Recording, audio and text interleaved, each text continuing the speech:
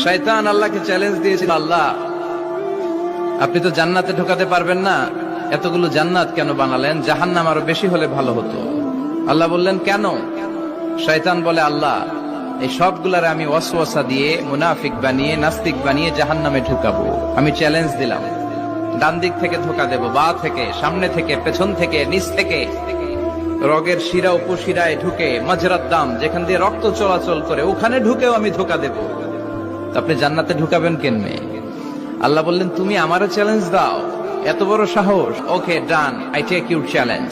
আমিও তোমার চ্যালেঞ্জ নিলাম। তুমি আজীবন ধোকা দিবা, আজীবন তুমি গুমরা করবা, বেনামাজি বানাবা, জালিম বানাবা। কিন্তু আমার বান্দা কোন তাফসীরুল কোরআনের মাহফিলে এসে অথবা মাঝরাতে ঘুম ভেঙে গেলে তাহাজ্জুদের জায়নামাজে চোখের পানি ছেড়ে যখন ক্ষমা চাইবে, আমি সব গুনাহ মাফ করে দেব, তুই কি করবি?